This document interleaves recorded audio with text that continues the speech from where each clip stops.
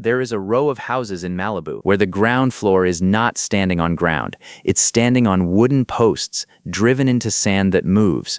Some of these houses have sold for more than $100 million. And under California law, most of the people who own them are not allowed to defend them. If you pull off Pacific Coast Highway at Carbon Beach and walk down to the waterline at high tide, you can see the whole problem in about 4 seconds.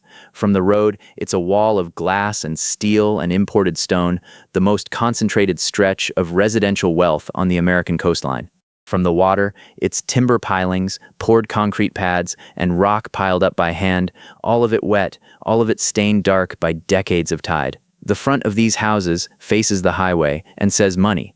The back of these houses faces the Pacific and says something else entirely. The prices are not exaggerated. Lots on this stretch trade in the tens of millions. Mark Andreessen reportedly paid around $177 million for a Malibu compound in 2021.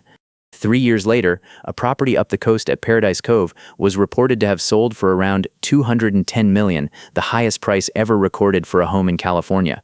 And the entire time those numbers were climbing, the thing those houses were built on was going the other direction.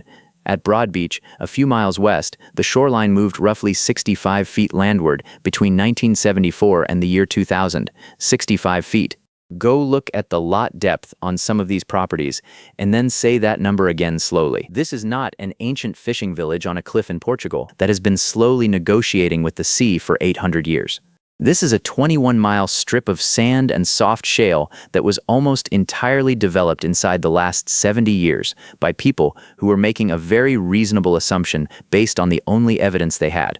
And that assumption is the reason all of this is happening now. Because here's what almost nobody outside of Malibu understands. The homeowners are not losing this fight because they ran out of money. They have effectively unlimited money. They are losing it because of a single date printed in a state law that most of them never thought about when they signed. Hold on to that. We'll come back to it. And when we do, a lot of what looks like bad luck in this story is going to start looking like something closer to a trap. Quick thing before we go further. If you like deep dives into engineering failures, doomed mega projects, and the parts of luxury real estate that nobody puts in the brochure, hit subscribe. It's free, it genuinely helps the channel, and it means the next one finds you. Okay, let's get into how this coast got built. For most of its history, this whole stretch was a single private ranch, and the family that owned it spent decades in court trying to keep a public road off of it. They lost. The Coast Highway opened along the shoreline in the late 1920s, and once a road exists, everything else follows a road. The real boom arrived after the Second World War, when lots were carved out along the sand at Carbon Beach, at Broad Beach, along Malibu Road, and up on the bluffs above the highway in neighborhoods like Big Rock Mesa. Houses went up fast, on wooden pilings driven straight into the beach.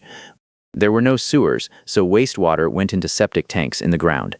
When Los Angeles County allowed Big Rock Mesa to be developed in 1962, it did not require a sewer system. Every home would put its own wastewater into the hillside it was sitting on. Now, from where we're standing, that sounds insane. But nobody was being reckless. And the reason is genuinely one of the most interesting parts of this entire story. The decades in which Malibu was built happened to be quiet. The storms were mild. The El Niño patterns that hammer this coast were subdued. The beaches were wide, and they stayed wide, year after year after year. A man building a house on the sand in 1955 had roughly 30 years of personal observation telling him the sand in front of him was permanent, not likely to stay, permanent. He wasn't gambling. He was reading the evidence in front of him, and the evidence in front of him was lying, because he was reading a calm stretch inside a much longer and much more violent pattern. That is the actual foundational error of Malibu. Not greed, not stupidity, mistaking a calm for a constant. Then two things happened almost simultaneously. In 1976, California passed the Coastal Act, which created the California Coastal Commission and handed it authority over development along the entire shoreline.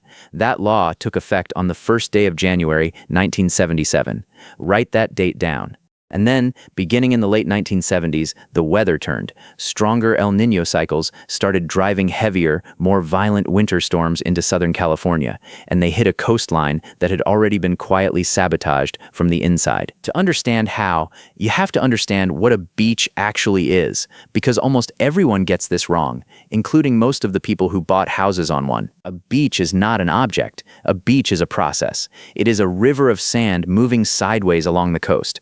Sediment washes down out of creeks and canyons, crumbles off the face of the bluffs, gets picked up by the waves, and drifts along the shoreline with the current. Sand is constantly leaving any given beach every single day. The only reason a beach appears to sit still is that new sand keeps arriving to replace what left. It is a balance, not a structure. Cut off the incoming supply, and the beach doesn't erode dramatically. It just quietly fails to be replaced. Malibu cut off the supply. Every house on the sand, every driveway, every retaining wall, every graded pad and armored bluff sealed off another piece of the sediment source that had been feeding the beach for thousands of years. By the mid-1990s, roughly half of Malibu's coastline had been altered by shoreline armoring. The homeowners built walls to stop erosion, and the walls made the erosion worse. That is not irony, and it is not karma. It's physics, and it's simple enough to explain in one sentence. When a wave hits a sloping beach, the sand absorbs the energy. The wave runs up, loses power, and drains back. When that same wave hits a vertical wall, the energy has nowhere to go, so it reflects straight back out, and on the way out, it scours the sand away from the base of the wall. A seawall protects the house behind it by eating the beach in front of it. Every wall on this coast is buying time for one property by spending the beach that belongs to everyone. Then the ocean keeps rising against a wall that can't move, and coastal scientists have a name for what happens next. They call it coastal squeeze. The water pushes in from the seaward side. The armoring blocks the beach from retreating landward the way it naturally would. And the beach gets pinched between the two until it is squeezed out of existence entirely. Along parts of Malibu, that has already happened. There are stretches where the sand simply is not there for months at a time, and the waves break directly against the rock and concrete underneath the decks. And that's just the sand. There is a second, slower failure happening above the highway, and it started first. The bluffs along this coast are not granite. They're layered marine shale and sandstone, weak rock, tilted toward the ocean, with ancient landslide surfaces buried inside them from movements that happened long before anyone built anything. A slope like that stays put because of friction along those old surfaces. The one thing that reliably destroys that friction is water. So now remember those septic tanks, hundreds of homes on a hillside, every one of them putting wastewater into the ground, year after year after year, plus lawn irrigation on top of it, on a slope that was never designed to receive any of it. The water table under Big Rock Mesa rose. The old slide plane got slick, and a hillside that had been sitting still for centuries started doing arithmetic. The bill came due in 1983 after a wet winter. Big Rock Mesa began to move, and it did not move the way people imagine a landslide moving. There was no cinematic collapse. It crept. Foundations cracked. Driveways split apart along lines that got a little wider every month. Doors stopped closing.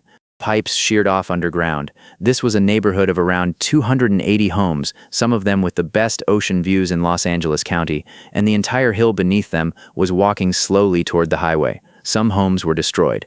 Many more were damaged past the point where anyone could safely live in them. The engineers who studied it identified the cause, and the cause was groundwater. Decades of septic discharge and irrigation had saturated the slope from within. The fix was brutally simple: pump the water back out. In December of 1983, the county formed an improvement district with authority to spend around $4.8 million, which worked out to an assessment of roughly $17,600 per homeowner, on top of the damage to their homes, on top of years of litigation against insurers in the county. But that is not the part that matters. This is the part that matters. It never ended. The Big Rock Mesa Landslide Maintenance District still exists. Malibu still publishes a geological report on it. The dewatering system is still operating, and residents are still being assessed to keep it operating, more than 40 years after the slide began. The hill was never repaired, because a hill like that cannot be repaired. It was paused, and it stays paused only as long as somebody keeps paying the bill and the pumps keep running. That's the thing people miss about this coastline. It doesn't hand you a disaster, it hands you a subscription. And the second front, down on the sand, proved that even harder. Broad Beach was, for a long time, exactly what the name promises. A wide, mile-long strip of sand and dunes, backed by the homes of people whose names you would recognize instantly. Through the 80s and 90s, the owners treated the sand as theirs, posting no trespassing signs and paying private security to patrol it. While that fight was going on, the beach itself was leaving at roughly 2 feet a year, 65 feet over 26 years.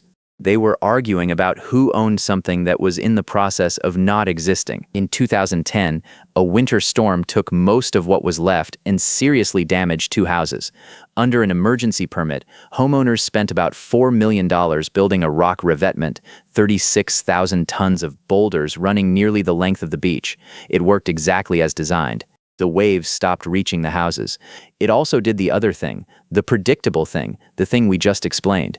Waves reflecting off the rock pulled the remaining sand out to sea, and the swim club next door lost somewhere between 20 and 40 feet of beach width in a single year. So the homeowners tried something nobody in California had ever seriously attempted. If the beach was gone, they would buy a new one. 121 property owners formed a district and set out to purchase, permit, and install a replacement beach. The first plan was to dredge sand from near Manhattan Beach. Manhattan Beach objected, for reasons that require no explanation. By 2014, the group had reportedly spent around $7 million on permits, studies, and legal work without a single grain of sand having been delivered to Broad Beach. In October of 2015, the Coastal Commission approved the project on a 7-5 vote. 300,000 cubic yards of sand replaced every 5 years at a total cost of around $31 million, paid entirely by the residents, who also agreed to abandon their septic systems and to stop obstructing public access to the beach. One resident summed the whole arrangement up about as honestly as anyone in this story ever has. Eventually, he said, "Nature comes and takes the sand back." $31 million for a beach with an expiration date, renewable every 5 years, forever. And here is the part that reframes everything, because Broad Beach is the success story. Broad Beach is what winning looks like on this coast.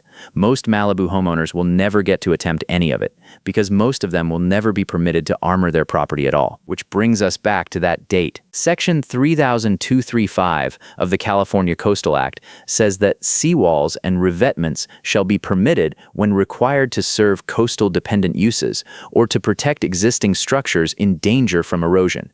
For decades, homeowners read that sentence the way you and I just read it. My house exists. My house is in danger, therefore I may protect it. That is the plain English meaning of the words, and it is not what the words have come to mean. In the Commission's interpretation, existing structures means structures that existed when the Coastal Act took effect. January 1st, 1977. If your house went up after that date, the statute does not guarantee you the right to build a wall in front of it. And when the Commission approves new coastal development today, it routinely requires the owner to record a waiver, permanently giving up the right to armor that property in the future. You sign it at the closing table in a stack of documents on the happiest day of your life. In December of 2024, a California appeals court sided with the Commission on this.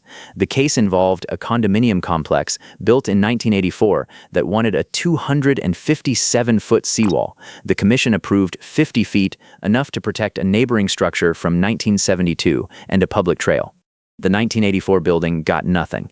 The court agreed with the Commission's reading, and the state Supreme Court declined to take up the appeal. Now hold that next to what the Malibu market has been doing for 30 years. On this coast, the most expensive houses are also the newest ones. A modest beach cottage from 1965 gets torn down and replaced with a $40 million glass box in 2019. And the moment that happens, in the eyes of the law, the thing standing there is not an existing structure. The teardown that raised the property's value is the same act that stripped away its legal claim to protection.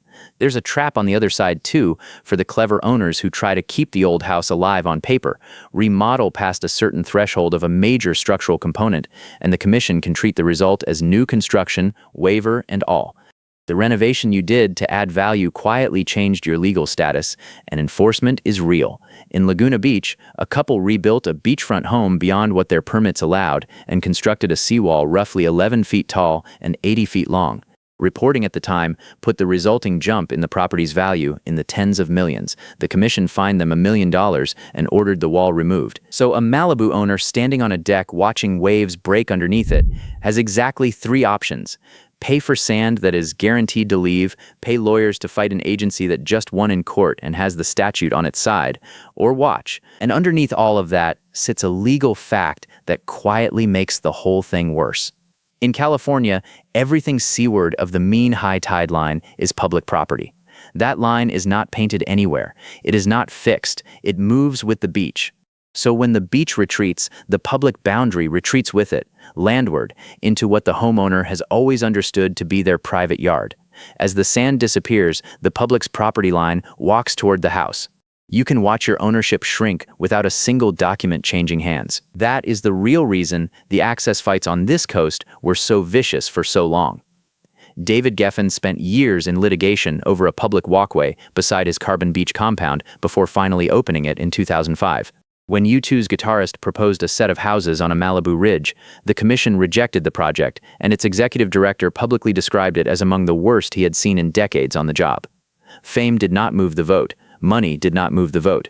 The owners had capital, and the state had statute, and for 40 years the two ground each other to a standstill over a strip of sand that was getting narrower the entire time they argued. Then, in January of 2025, the standstill ended, and it ended in the one way nobody had built a legal strategy for. On January 7th, driven by extraordinary offshore winds, the Palisades fire moved west along the coast into Malibu. When it was over, more than 700 homes in the city were gone, including long stretches of beachfront directly along Pacific Coast Highway.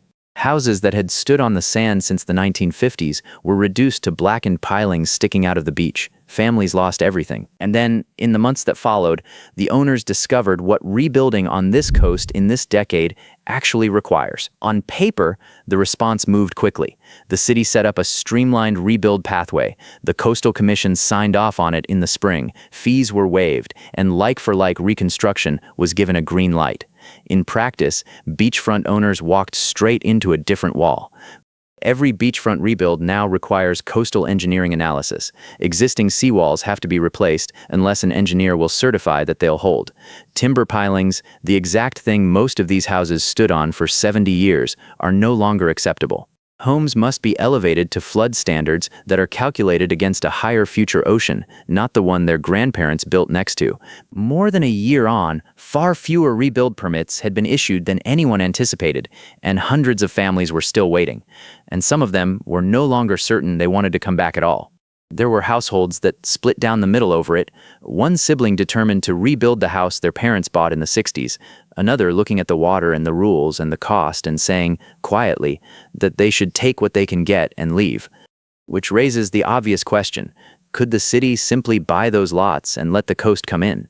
Malibu's entire annual revenue is in the range of tens of millions of dollars, less than the price of a single house on the sand. The fire did not just destroy homes, it reset the clock on those parcels, and the clock now reads 2026 instead of 1977. Even the lifeline is failing. Pacific Coast Highway, the only real road connecting all of this to the rest of Los Angeles, closes when it rains hard enough, and mudslides shut it down repeatedly. So the full picture is a hillside on permanent life support, a beach that has to be purchased in installments, a legal right to self-defense that expired before most of these houses were built, and one road that stops working in bad weather. So what happens now? Increasingly, what happens is that the house gets sold to somebody who hasn't read the geology. Carbon Beach remains one of the thinnest, strangest markets in Southern California, and the current inventory now includes burned lots. Buyers are being advised to bring in a coastal land use attorney before signing anything, specifically to determine whether the structure predates 1977, whether any past remodel crossed the threshold that converts it into new construction, and whether an armoring waiver is already recorded against the title. Insurance on this coast gets harder to obtain and more expensive nearly every year. The trophy has quietly become a liability with an ocean view, and everyone holding one is hoping the next buyer shows up before the next storm does. The genuinely painful thing about Malibu is that none of this required new science. We have known how to build on a moving coast for a long time. You set structures back from the edge, you leave the beach room to retreat, because retreating is what a beach does instead of dying. You treat a shoreline as a geological process that happens to have property lines drawn on top of it, not as a property line that happens to be near some water. Malibu chose the opposite at nearly every fork. It built on sand during a calm it mistook for permanence. It let a hillside neighborhood irrigate its own landslide with its own wastewater for decades. It armored half the coast, which starved the beach that was the only thing actually protecting it. And then, when the ocean finally arrived at the door, the owners learned that the law written to protect this coastline had quietly expired their right to protect themselves on the first day of 1977. So now the homeowners blame the commission for refusing the walls. The commission blames the walls for killing the beaches. The public blames the owners for hoarding a shoreline that legally belongs to everyone. The owners blame the public for blocking the only fixes that might work. And the remarkable thing is that every single one of them has a legitimate point, and not one of those points has ever stopped a wave. You can pay $200 million for a house on this coast. You can hire the best coastal engineers alive. You can truck in 300,000 cubic yards of sand every 5 years for the rest of your life. You cannot bribe a tide. You cannot negotiate with a slope. And when you put a row of glass mansions on a strip of sand that moves, beneath a hill lubricated by its own wastewater, along a road that closes in the rain, the geology eventually collects. And the unsettling part is that the ocean is barely getting started. Federal researchers have warned that without significant intervention, a large share of Southern California's beaches could effectively disappear by the end of this century. So if the sand is already gone for months at a time, if the hillside is already on pumps, if the state has already won in court, what does this coastline look like in 30 years? What happens the first time the sand replenishment program comes up for renewal and the assessment doubles? What happens when the next serious El Niño winter hits seawalls that no longer have any beach in front of them to absorb the hit? Nobody actually knows. And right now, some of the wealthiest people in the world are standing on those decks trying to decide whether to stay and find out. So I want to know what you think. Should the state let these owners build whatever it takes to save their homes, even if it means the public beach in front of them stops existing? Or did they get precisely what they paid for when they bought a mansion on a beach that was already walking away? Tell me in the comments.